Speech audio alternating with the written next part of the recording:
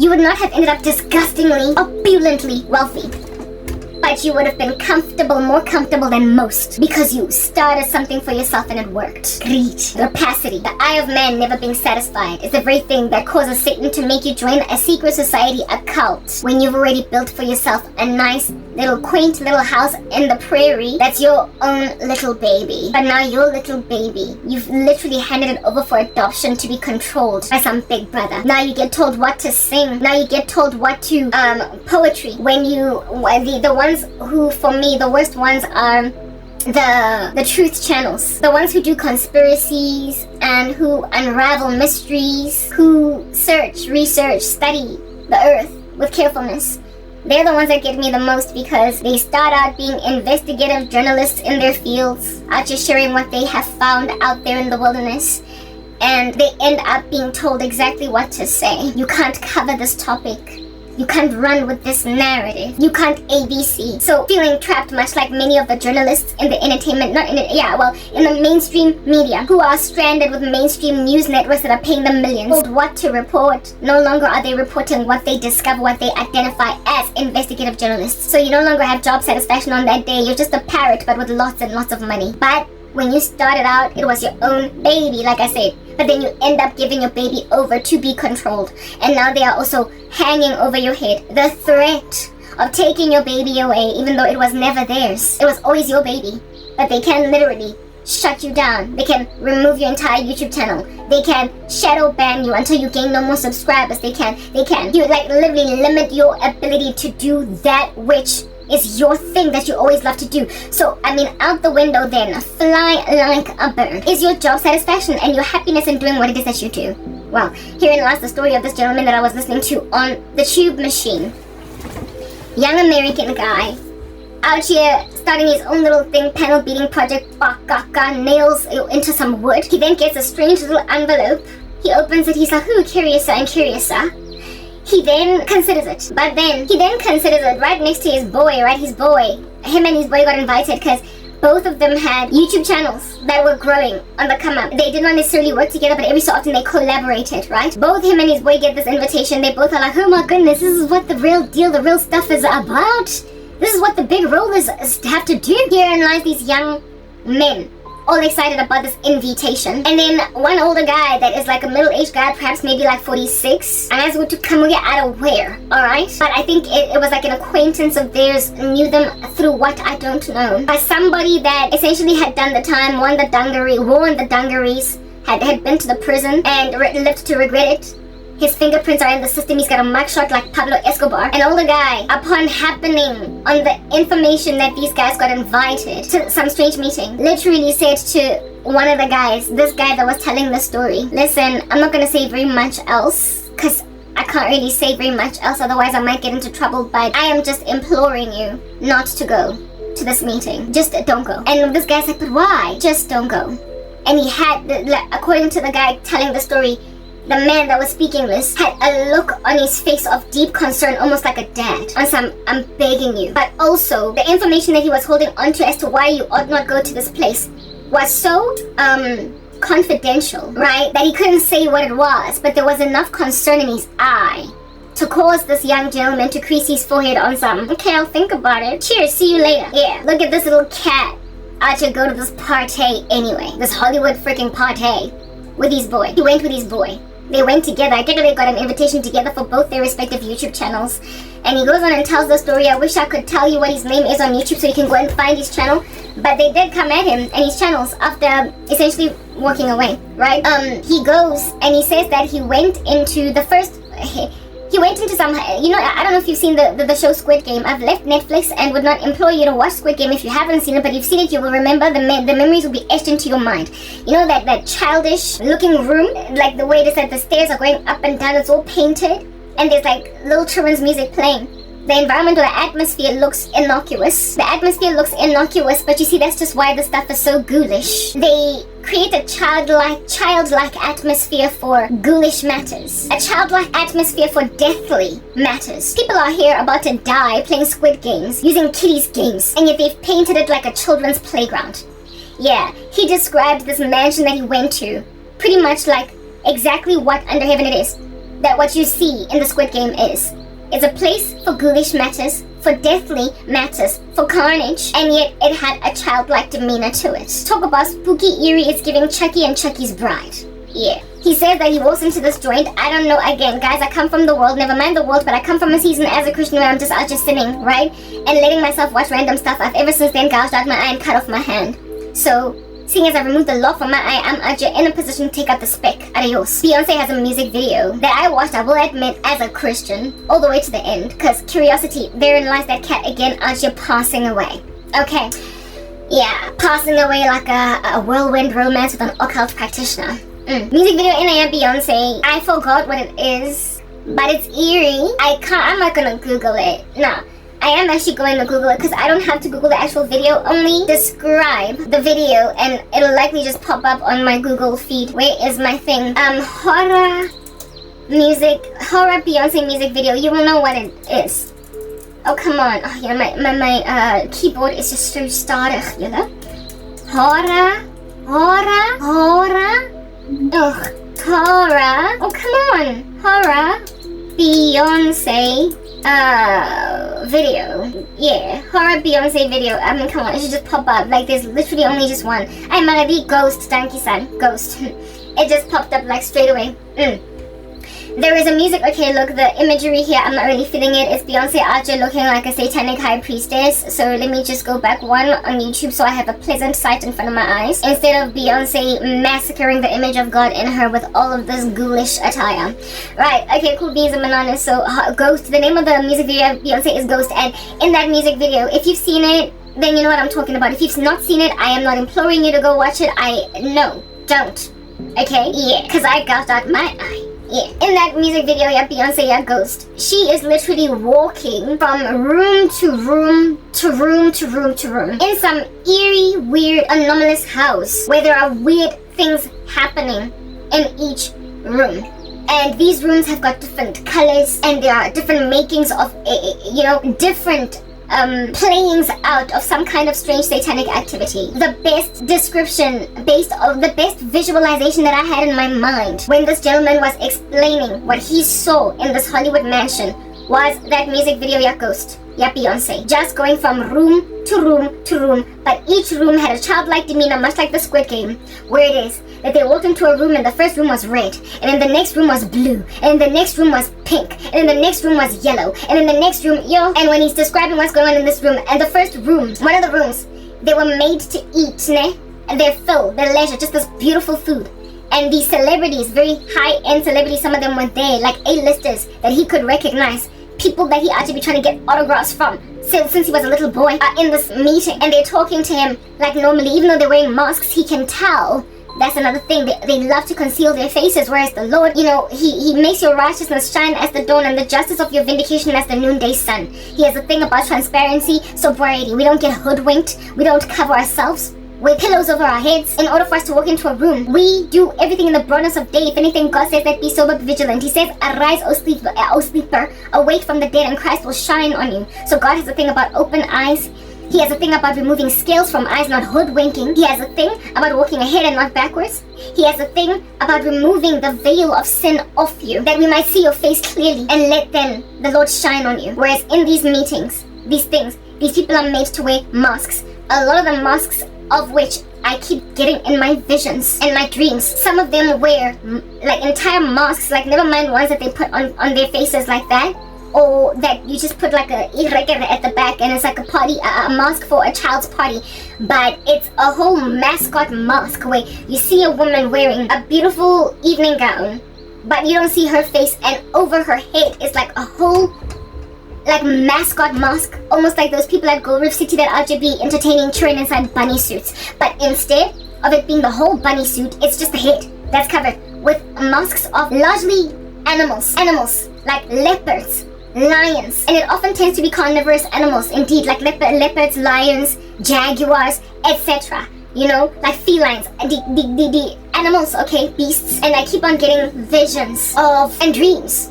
where I wake up to recall the aparo, not the aparo, but the mask, the animal heads, like entire animal heads, like a mascot suit, but just on the face, not the body. They wear stuff like this because they literally have to tap into animalistic desires. What are animals like? They function on basic instinct, need. They're driven by needs and not so much by self-control. When an animal wants to poo or pee, it doesn't wait for the lavatory. It just goes, right? Cats have the discipline to dig up a hole, poop, pee, and then cover it up. But largely an animal will be running, stop there, lift its leg, pee, and then down again. It's about getting what you want and getting it now. No self-control. Your desires, what you want, just get them. Like an animal. A male animal in mating season will just pounce on a female and have sex with it. Make babies. Animals function like that. No time to court, no time to wine and dine a woman, nothing of that nature. That stuff happens in the animal kingdom. So this stuff of saying, I want to have you, I want sex and I'm gonna get it, it's animalistic, it's beastly. It has no self-control, it has no cognition. The faculties that make us human beings and the parameters within which we operate to consider basic decent human behavior are left at the door in these cults, and entities come into their bodies to make them that incontinent. Hence why some of them seem as they were already kind of unhinged prior to joining cults. Become even worse, like trigger happy, like the man in the movie Tsotsi, like I told you earlier. Depending really on how you are. No self-control. That's why these celebrities that are so squeaky clean. Hey? Christina Aguilera back in the day, remember, I'm a genie in a bottle, baby. Come and get with me now. Not that a genie in the bottle is cute or good. It is satanic, it's demonic, it's magic. But so too do you get a whole bunch of magic in Disney, but those kids are still largely innocent, right? So Christina was innocent in, yeah, what I want is what you got, yeah. And then next thing, wanna get moving, yeah. You like they go from squeaky clean images to just these raunchy, like impetuous, petulant, beastly people that are getting what they want, and they are made to also mimic animals. They wear lots of cat suits in their videos with tails out here, licking themselves and what have you. They then also get really dark. They start wearing grunge, gothic makeup. They wear grander and grander nudity in their music videos, right? So they cover less and less, up to a point where Rihanna eventually ended up with a whole full frontal on Twitter. You will remember that. Yeah. They end up just doing some of the most heinous stuff. Beyonce goes from singing, nasty, put some clothes on, I told ya, don't walk out that house without your clothes on, you nasty girl, you classless, you freaky, you trashy girl. Remember nasty, put some clothes on, to if I ain't got nothing, I got you. The music video, yeah, 1+1. Beyonce's out wearing a G-string, a thong, all up in everybody's grill, covered in glitter and oil or whatever, with us looking at her basically nude posterior area. Yeah, doing music videos in the fella where you're just butt naked, and then there is I am drinking, whatever, with Jay-Z. You know how her concert, the live performance of Drunk in Love is so licentious. Yeah. A woman like that goes from saying nasty, put some clothes on with Destiny's Child all these years down the line, is out here literally barely dressed on stage telling people to drop it like their authority, and the husband of which also appears to be picking no bones with it, having no qualms with the nudity of his bride. The fact that men in the entertainment industry are so okay with the nudity of their women is evidence of the fact that in and of themselves they're unhinged. Men, by nature, the way that God made them, are to be jealous for brides. Therefore, if a man does not largely insist upon the modesty of his wife, something's going on over there. They're unhinged. You remember Sierra's husband, Sierra of which married apparently in Christ. Apparently they stayed celibate. Yeah, the chick out here rocking up at some music award or some event or whatever, literally unrobed. And her husband barely said anything about it. We all lamented, else from the outside. And the husband still did not come back and say anything about it. Sierra humiliated her husband, but her husband appeared to not be fazed by it. They pride themselves in they just absolutely peeled butt naked like anarchy, a nakedness of their women. They're okay to peel their women like they're some bananas, in a way that does not make sense, because some of these women are their wives, and men are, like I said, by nature jealous for us enough to be like, honey, are you leaving the house like that? It's not abusive, it's sensible, it is right, because according to the scriptures, our bodies are our husbands and vice versa. We belong to each other and nobody else. And when you gaze upon a woman with lust, you commit adultery with the heart. So if a man has no sense of jealousy over his bride's nude body, he is unhinged. There is something in him that has unraveled a portion of his manhood such that he can't see straight. He is glorifying and celebrating that which is nonsensical. Anyway, whatever. those are the celebrities that actually end up really extremely hectic. When I was a kid on the come up, I remember noticeably a difference in the culture and the taste and the climate of the entertainment industry. From as young as like 7, 8, 9, year on year, I started to notice that television is getting darker and darker, that music videos are getting darker and darker, and one of the first artists to show me just a darkening of artists once they joined the entertainment industry, the first best example for me was by far Aaliyah, who, I mean, how could the one I was so true to just tell me lies? How could the one, like, back, forth and forth, hey, poop out personality, be what you wanna be. It's Friday, hey, and I'm ready to swing, pick up my girls and hit the party saying, tonight, oh, it's alright, so tonight, get this funky mellow good, get you in the mood, cause you know it's alright, yeah, keep on moving. Aaliyah Aja comes with that whole vibe. She also rocks up with a boyish look, but that is largely clean, right? She had a tomboy look that is largely clean, always wearing shades and everything, you know, with that swoopy hairstyle, whatnot. It's Friday, and then a year or 2 years down the line, I want you to rock the boat, rock the boat, and then, tiki, the one with the snake, tiki, you saw just how dark Aaliyah got. She also became very licentious, sensual. She became more feminine, which is good, because she was kind of tomboyish, but with her transitioning over to a more feminine, you know, demeanor, also came a seduction in her that just never existed in It's Friday, hey, and I'm ready to swing, pick up my girls and hit the party scene tonight, oh, it's alright, you will remember, she was clean, tomboyish, and then when she finally became a girl, which we all want, for women to be feminine and men to be masculine, but not sensual, not licentious. She dropped the ball and then unfortunately perished in a plane crash before she could get any kind of serious with Jesus. Aaliyah was among the first artists that I noticed. That was now already like late primary school, early high school, where I saw a tank, right? In artists in the entertainment, not a tank in artists in the entertainment industry per se, but in their demeanor, how they carried themselves across. That was Aaliyah. How they carried themselves across, but it was already evident early when I was still very, very young, like as in like 7, 8, 9 type thing, but it was not so bad that it would essentially, you know, raise eyebrows type establishment thing, but it was already happening, and not just in the female community, which is why I say this is not just about men or women. This time around it's just covering both genders in totality. You will remember with men as well. By far, my favorite boy band when I was on the come up, my girls from back in the day will be able to vouch for this because I was a nutbag for Nokia from Drew Hill. Drew Hill was my favorite boy band on the come up, and one of their first songs, proper, tell me what you want, tell me what you need, tell me if it ain't good enough for you, babe. Remember that? And they are just jumping up and down in that music video, quite clean, yeah. And then, second album or whatever, somebody sleeping in my bed, whoa, come home early, expecting your warm embrace, something is wrong, cause it's written all over your face, it hurts so bad. Cisco be out here, butt naked, showing us all of his, what do you call this, like six-pack and everything. We all going gaga crazy because we don't know that we are duped, deceived, mesmerized, spirals in our eyes, passing away from licentiousness. There were these magazines back in the day that you would buy that had celebrity photos in them. I used to love them. I forgot what they were called. But one of those magazines, my sister used to buy quite a few of them. I read an article that was written, that was where they were interviewing Drew Hill, and the members therein, literally every last one of them without fail, and I'm kind of hoping that that's the case now today, seeing as they're out of that space, right? Said that we fear God. We fear God. I didn't know what God fear meant at the time, but I just read it and glazed over it. Well, I would come to remember later on that they claimed to have come from basically Christian backgrounds.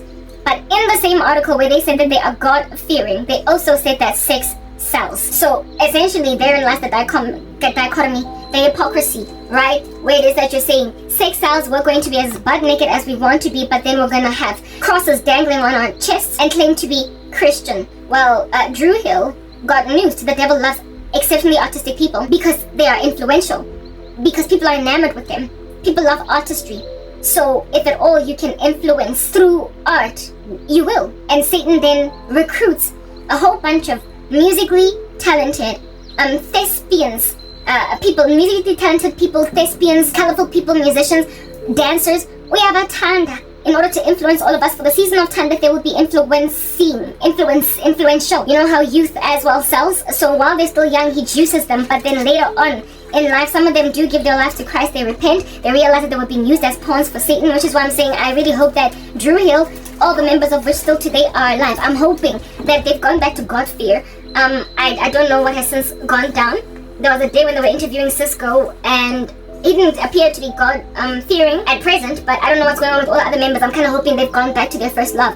Mara, I saw Drew Hill becoming licentious. Literally, I did. I saw it. I saw Drew Hill. I saw all the clothes come off from those guys. I saw myself go gaga even crazier over Nokia. I saw it. I saw them wearing regular, what do they call this thing? Like tracksuit outfits, jeans and baggy shirts, to just nakedness, men and women. And then Cisco went on and ravished all of us with that thong, yeah, was Shangisa even more. Got all prosperous all by himself as a solo artist, and he became even more licentious than when he was part of Drew Hill. It happened literally across men bands and women bands. Silk, SWV. I get so weak in my knees, I could hardly speak. I lose my control. They go from singing these songs, and then next thing, where nobody's actually getting dressed. They did it with 702. Hey, don't violate me, cause I'ma make you, where my girl's at, from the front, the back, and you're feeling it. Throw one hand up, you get my point. They start out squeaky clean, and then they go raunchy. These are these cults that these people belong to, and from as far back as then, they be out to bring this one eye symbolism all over the show. You get my point. It's like literally insane, out of this world. I started to notice this, and I thought it was, I guess, life, right? It happens. Even when I die, sometimes people. I thought until I got born again at 26. Praise the Lord. And I was like, oh, Gabon. Heliko accidenting. Ke yona ntho e etsahetseng ka Mr. Thong ola na ba mmitsa Cisco. Ke a bona jwale. Le nona ba mmitsang Kid Sweat. Atle aba nonsense overnight. Le Tony Braxton ke ba bone. Unbreak my heart, say you love me again. Undo this hurt you caused when you walked out the door and walked out of my life. Uncry these tears, I cried so many nights. Unbreak my heart. And then the same Tony Braxton, kutsi, ooh, all night, with you there beside me, all night. Yeah, and then the rest, I don't need to be singing those lyrics. And yeah, baby, you know you making me high. Tony Braxton goes from oh to all night with you there beside me. And even the licentiousness of the music video was speaking volumes. She started wearing barely nothing, having commenced, however, in the industry, and then largely clothed. And then, oh my goodness, the one that out here murdered me. Actually, I think the first one to show me flames was, never mind Aaliyah, but Mariah Carey. Remember, there's a hero. If you look inside your heart, you don't have to be afraid of what you are. There's an answer if you reach inside your soul. And then also dream lover, come and rescue me. Take me up, take me down, take me everywhere you want to, baby, now. I need you so desperately. Won't you please come around, cause I wanna share forever, baby, you. Mariah Carey. Okay, 2 whispering. I do not even using the full capacity of her voice because apparently she's too intimidating. You will remember what Mariah Carey did to all of us. Mariah Carey was by far the biggest shock of our lifetime.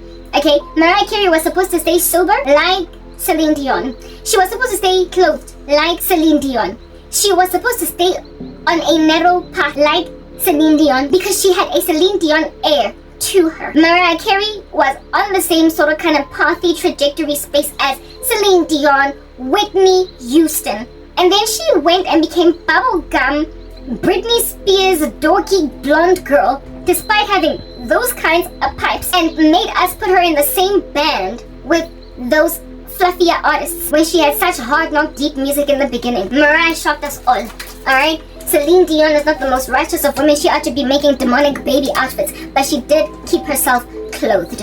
And also, Whitney Houston also largely stayed with outfits on her body. Turns out you were making a fool of me, yeah? But despite wearing outfits on her body, she went grunge and ditch dog. Cause when I'm in, it's not right, but it's okay. I'm gonna make it anyway. Pack your bags up and leave. Don't you dare come running back to me. I guess you don't know before. Barking like a dog. In that it's not right, but it's okay. Music video, she wasn't exactly the most clothed, but she wasn't too nude. However, she was kind of grunge. She was kind of goth. It was giving leather and black and boraf libu tiki. Count on me. That's the same Whitney Houston. Through thick and thin, a friendship that will never end. When you are weak, I will be strong, helping you to carry on. Call me. Was CeCe Winans, right? That's who she was with. Count on, count on, count on, count on me. Yeah, oh yes you can, no, sure I can. Of course, there's like crazy little songs that Whitney Houston from back in the day that could already evidence that somewhere along the way. Because I mean, who ought to be singing saving all my love for you? Hey, a few stolen moments, committing adultery. I want to be your lover, even though you're married. It's a touch in this corner and a touch in that corner, because in all that I do it with you. And I'm saving all my love for you. Saving All My Love was a crazy adultery song, but it was done by a clothed Whitney Houston that, albeit singing bunch of trash, albeit having also come from the church, was nonetheless largely clothed. So even Whitney Houston, despite the fact that she did not necessarily strip down to the barest nakedness, she did, however, in the stuff she was singing, kind of stripped down, and there was a goth and a grunge that eventually came over her, and she did go and marry that no-brainer called Bobby Brown, and she did, after all, pass away from a drug overdose in a bathtub. The entertainment industry be out to taking people and doing that to them. It, like, literally. It just makes men and women go crazy. Sam Smith, and this is now later on, right? From when I was out here being a bambino in these streets, hopping up and down them in Johannesburg. Yeah, Sam Smith, I guess it's true. I'm not up for a one-night stand. But no, cause I'm just a man. Oh, won't you stay with me? Oh, I forgot the lyrics. Oh, chew, my man.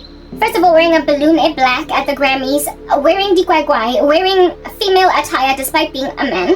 We've always known that he was homosexual, but not trans, and yet a transvestite, and yet now he is trans too. So they just dwindled him into other little corners of the LGBT community, and then he goes and he does that song, Unholy, Unholy, of which apparently allegedly the music video is the scum of violence. I don't even want to see it. I only heard Candace Owens give commentary on it, and I don't want to see the music video, but it is heinous. It is heinous, and the lyrics in and of themselves are heinous, but the man is exceptionally talented. However, there are artists in the entertainment industry that don't necessarily go out like that, and I made mention of Adele the other day, how it is that she's never ever stripped naked, stripped bare. Mara, there is clearly, evidently, something that unhinges these artists, that in the spirit of desperation to maintain something, they get really dark, and this darkness, for the life of me, I don't understand why, because at the end of the day, we are human, and we all are in dire need of redemption, and we all are going to hell if we don't embrace this redemption. And so it is in nobody's best interest to proliferate all this filth in the entertainment industry, because it's full of humans, and it's also in nobody's best interest to proliferate all this profanity, because largely people struggle to consume all this swearing, and it's not that easy to swallow as it is imagined. Why are they callousing us to swear words? Why are they insisting on muddying society? It's literally unnecessary. The level of demonic worship in the entertainment industry is so crazy unnecessary. Doja Cat is another one. Banana say so. And then that other little demon vibe video that I don't even know how it goes. But she did a whole photo shoot on, is it Instagram or some crazy magazine? And I'm just like, as in. And then there are, guys, as in the world, this little secret society, this crazy little Babylon, this insane little Illuminati nonsense has taken over everything, and it is in no one's best interest. We are earthlings. We are all human beings made in the image of God. For all of y'all to insist upon Satan worship, you are deceived. What in the world is going on? But that's just the thing. Do what thou wilt, for that's the whole of the law. That is your kingdom. That is your kingdom. When it sends you to hell, when it's messing with your children, when it's messing with the sanctity of human life, when it's messing with the beauty and the glory of kids playing in the park, when it's messing with the chatter of men and women at the gymnasium, when it is messing with basic decency in society, and you can no longer recognize the earth, and yet you are strangely duped into thinking that you're cool. What is going on over there? You have entered into a space that has a deep sense of foreboding, like a frog, sunk and then swam. You have accepted something eerie and ominous, and imagined that, okay, human beings are deceiving and being deceived. It don't make no sense. Who wants to go to hell? If these people knew that there's hell to pay, they wouldn't do it. The thing here, we're literally dealing with people.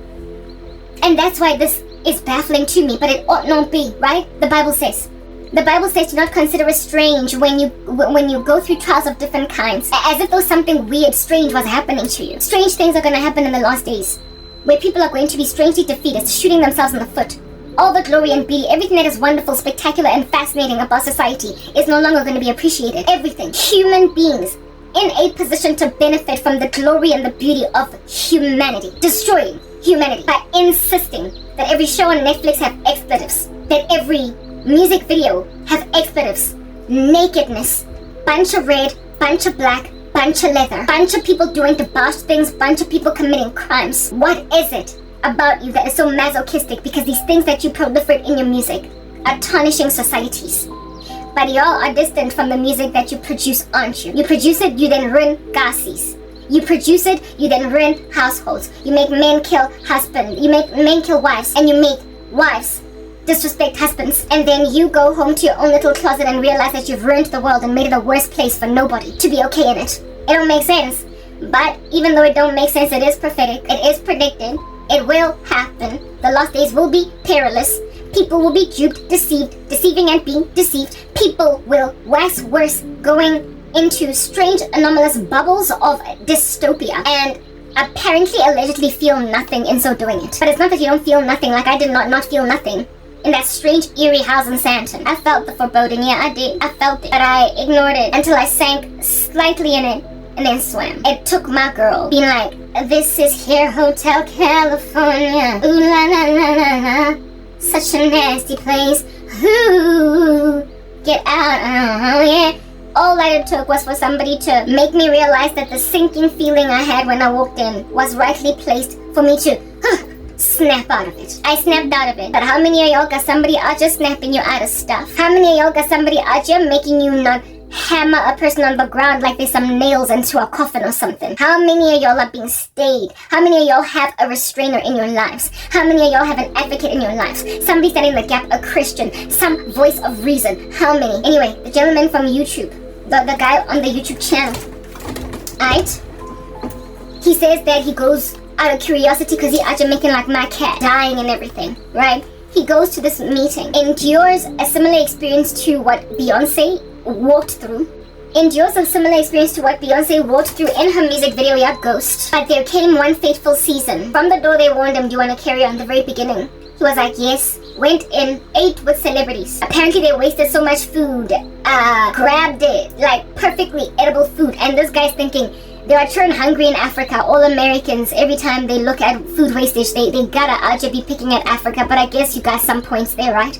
Anyway, he said that these celebrities picked food out of their plates and ate them with just a gluttony and also a waste in them, a wastefulness, in that they would grab a perfectly healthy, what do you call this thing, like chocolate cake, with their grubby paws and eat it like that, and then rinse their hands, like basically remove it off their hands and wipe their hands and leave that chocolate cake there, essentially to be thrown away. And it was in this room that he considered that activity disgusting. The way that they were eating perfectly healthy, good food, beautiful, decadent, glorious, cooked food that somebody prepared for hours, and they just go and they grab one bite and then throw it there with that leg of chicken largely still there, and they just threw it. Yeah, he said that room was the first thing that disgusted him. Why are you wasting so much food and why are you eating like this? And then they moved him to some other room. I forgot all the rooms, but let's just get to this particular pivotal point room, right? The one that is the pinnacle, the apex of Mount Everest, that made him remember what the gentleman said. Don't go, I beg you. Don't go. There they brought out all different kinds of religious texts, religious books. They brought out a Bible, of course, because do they not just love the Bible? After all, they use it as a spell book. Look at how y'all are using Bible stories to do necromancy at gravesites in order to get power of saints when they've died, because you think they're like the prophet Elisha that can bring a person to life after passing away. So Lerata Bible, not however for God's purposes, however but rather for satanic purposes. The Bible was one of the religious books that they brought there, but they also brought out, he said, according to him, the Quran. They brought out a Buddha statue. They brought out basically, if it is a religious belief that you could like conjure up from the earth that has a biblical text, they brought out that book. If there is a religious belief that has a religious effigy, like an ornament, like you know how in Christianity we've got a cross, in Buddhism they've got that little monkey thing chilling, yeah, Hinduism, yeah, they brought it out and they said to these people who alleged, these content creators, it was this particular meeting was for all of them, but they were introducing content creators to each other. Like I said, it's like orientation week at WITS. You're all the same age. You are going to study in the same university. Before this, you never would have met each other, and you were of the same age group, so you will likely end up being abangani or whatever. They grab these content creators that they found all over YouTube already doing well for themselves, and then all of them come from different walks of life. I live in New York, and I was raised Hindu. I live in Texas, and I was raised Christian. Baptist. I was raised Christian. I'm from Illinois. Presbyterian. I'm from this, I'm from that, I'm from the other. I'm an atheist. I believe in nothing. I am. Yeah, these kids, well, largely they were kids, but if at all you're a content creator that is any kind of serious looking on YouTube, not just YouTube, think all social media platforms. They're out there trying to get all the influencers of the earth under one basket to control who can speak, where the world's wealth is amassed. They want to put it in the hands of those people that belong to them.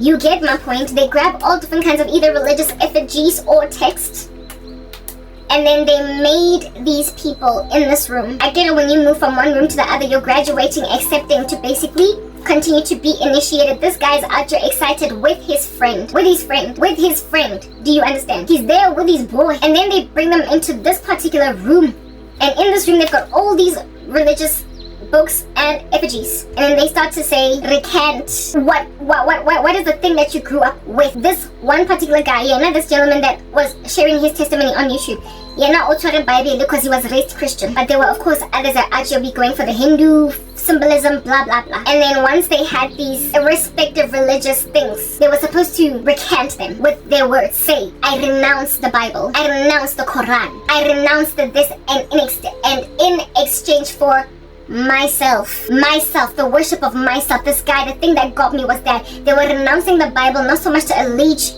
to Satan, or not so much to allege to any other kind of God, or the one eye symbolism. They were told to allege to themselves, be inward focused, look at no one but oneself. Hence their famous term, do what thy wilt, for that is the whole of the law. It's about you. It's about what you want. You want sex? Get it, baby. You want food? Get it, baby. You want money? Get it, baby. You want a car? Get it, baby. You want a house? Get it, baby. Why? Because you deserve it. You. Who did that? Who out here be using that I word all the time? I will exalt myself above the stars of heaven, and I will be like God. I will ascend above the stars of heaven. Like I said, I will, Satan was the one that kept on saying, me, narcissistic, perched on a rooftop like a little birdie with a God complex.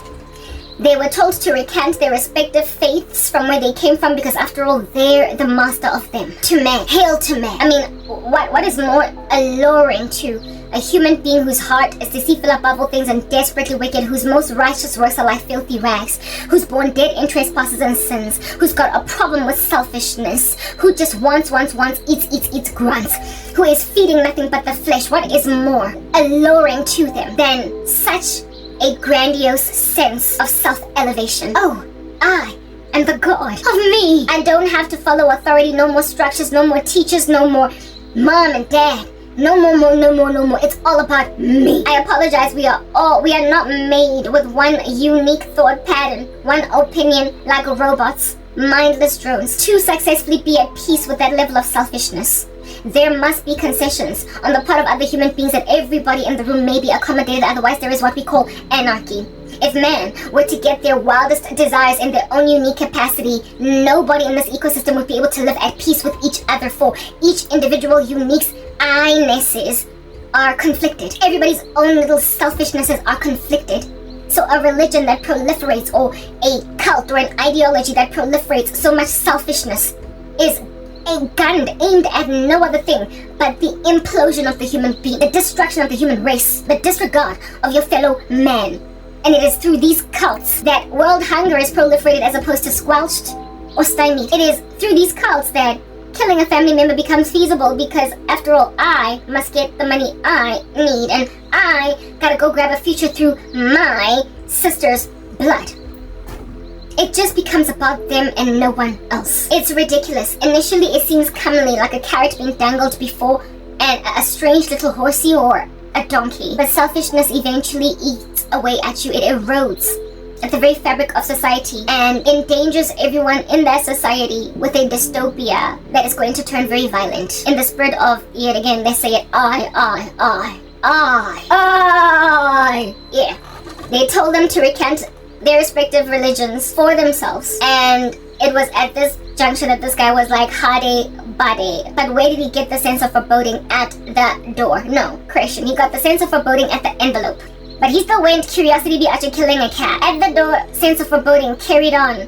But what stayed him? I. Not only that, he remembered that somebody told him, don't go. I can't tell you why, but don't go. It came together. And to him, it was like, okay, this is it. He finally decided, Uti, I'm not going to do this. And again, just in reverting back to I, on a mountaintop perched like a bird, eh? Mark of the beast, let's get back to it again. For it is the number of I, a man. And his number is 666. It's the number of a man. It's not the number of God. It's not the number of the creator, but of his creation. Mere mortals. Men. An umpire to God, but not quite. That's why it's 666 and not 777.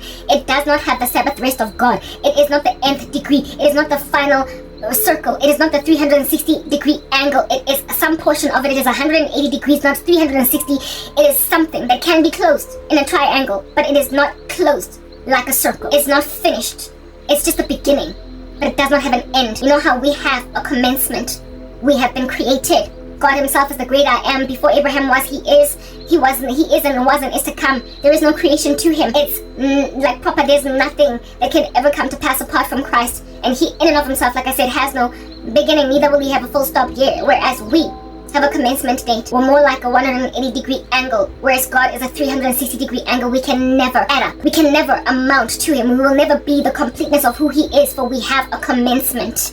And yet, look at all of these triangles try to come up against a circle. You're not going to win. 360 degrees versus 180 degrees, you're not going to win. But man, oh man, how you going to build that gangster Tower of Babel that in and of itself looks like a triangle? And God will be the one to yet again bring it down. Number of a man, 666. This young gentleman at this particular juncture is like, Hade Bade, I'm sorry, I'm getting out of here. I'm squeezing myself out of this room like an orange. He got out. He said at this joint, no, I will not recant my faith. At which point, the kind faces that had a swaggerfied demeanor suddenly went hostile, and he was carried out there with hostilities, like I said, by security. Like the guy could have just walked out, but they wanted to doubly make sure that he doesn't do anything strange. He was escorted out of there by security, and when he was outside, he decided, oh, dangerous little boy, danger gevaar ngozi, like care you not for your life. He decided to make like a little peeping Tom and look into a window of one of the other rooms that these initiates were moving into, if at all they recanted their faith. His boy recanted. His boy agreed to renounce everything he's ever believed in and moved on to the next room while he got escorted out. And he peeped for the sake of his friend's safety and wondering what's going on with my boy. He peeped and witnessed things being done that I can't even begin to speculate, neither do I desire to. But he would not share what was happening in that room because it's just much too graphic and much too sensitive. But essentially what he said was that that room was one where they made them do things in front of cameras that if at all they decided to turn against this cult, this would be the footage that would be used to ruin them. This was the humiliation ritual. And one thing that he did mention, however, is that one of the things that he saw there was a young boy. Therein lies satanic rituals using children, blood crying out to God. What's going on? Something happened there, either of a sexual nature or of a homicidal nature. And he witnessed it and then ran away from that point going forward. He would not share what that was because after all he is on YouTube. And not only that, after that event happened, he did get quite a few threats because of having refused to finish the recanting ritual so he can move on to the next humiliation ritual. Therefore, every last one of these cult members, remember when I first started talking here, I sang about how it is that it don't matter what they got over you. I never lost a battle. And I was like, it don't matter what they done, what they holding over your head, because God is waiting right now. Let the Lord be the one to punch your teeth until they fall like the wall of Jericho. Because if you don't, then people are gonna be the ones to remove your teeth like the wall of Jericho. And you're gonna be like an infant with teeth that are sparsely scattered in your mouth with people able to count them between vast areas of dry land. Let the Lord be the one to punch in your face and then enter heaven maimed, rather than have the earth come at you for belonging to such cults. And so vigilantly kill you, and then you still go to hell without Christ. You go to hell without Christ. Do not fear man, who can do the number of a man, that's 666. Literally it ends at 666, 180 degrees, nowhere but. Who can do nothing but kill you. Only fear God, who thereafter can throw your whole body and your soul into hell. Herein lies this content creator dude. Be threatened by a mere 666. Mere. Proper, get it? It's mere. When you know the God of the universe, he was being threatened by 666. Whereas people don't understand that there is Sabbath rest from threats, from scare tactics, from that which goes bump in the night. There is rescue available for people from 666, from the mark of the beast. And his name is Jesus. Fear not death. Fear not the one that can punch in your teeth. Fear not the one that can chop off your head. Tribulation be at you, giving John the Baptist on a multiplier. Fear not the one that can harm your body with a scar or with enhanced interrogation. But only the one that once you pass away can then throw your whole body and your soul into the lake of death, that is the second death. Lake of fire, that is the second death. And in that place there was weeping and gnashing of teeth for all of eternity. It is about perspective. That's why I gaze upon you, creasing my forehead, wagging my head, wondering why Lahakana, thinking that it's such an insult or something so terrible for me to end up sweeping floors for a living. Because that's all you got. All you can do is make me sweep floors. But my oh my, you cannot spare yourself from eternal condemnation. That is something that you literally cannot escape. And yet you be out here looking at me like I'm unfortunate for facing the prospect of asking you, what can I get you, sir? After your coffee, do you want waffles with that at Wimpy? You think the scariest thing to ever come to me is to be a gifted intellectual and yet end up serving tables at a restaurant? You think that's the worst thing that can happen to me, for real? You are living dangerous and you are playing dangerous games. Me, I do not fear 666. Me, I fear 777. It's that basic. I fear the full circle, not 180 degrees. I fear the Alpha, the Omega, the beginning and the end, the one that has no commencement. Do you understand what I'm saying? The one that has no commencement. He is ever going for all of eternity. He is just forever going. Whereas there is a starting point to your little straight line that makes a triangle. I serve the circle. His name is God Almighty. So mandla, umeli wami, umvikeli, from all of y'all, to a point of being so frustrated that you're actually plucking your hair like it's some tweezed brows. If anything, right here in the center like a unibrow. You expect me like let's have it, it's things you can do to me. Listen, I'm living in an era and a time where it's even possible for me to be ironing your shirts for a job. The time is gonna come when even that kind of meager employment, you gotta have a mark of the beast. You gotta unleash to Satan to iron some shirts. Are you for real? You gotta unleash to Satan to sweep some streets and get a salary paid at the end of the day. In order for you to be scrubbing toilets, you gotta have a mark. Hey, he's gonna make people who are both big and small, slave and free, poor and rich. Are you for real? To get a mark on their forehead or on their right hand, so that you cannot partake in commerce without the mark. When you out here alleging yourself to Satan and still gardening, picking weeds, chilling at the builder's warehouse saying I'm in Tyler. In order for a person to bring you into their house to tile their house, they gotta scan your hand or your forehead with their devices inside their own households. Proper. The mark of the beast system is gonna be so intricate that there's going to be little scanning devices inside people's houses, such that you will not even be able to garden for them. Pick out weeds from their garden without them scanning your forehead across their household little scanning machine to pick weeds? When did mankind become so cheap? Are you for real? That's how much the devil hates you. Don't you see? Satan hates the human race so much that he will cheapen how much less he gives you to go to hell. Reject your maker. Absolve yourself from the prospect even of redemption. He will cheapen how low you will go because he knows it's possible. Listen, there are people chilling in shacks. Go Alex, go deep slut. How you gonna be living in a shack out here every time when it's raining, it's dripping on your head like the woman in the Proverbs that keeps yelling at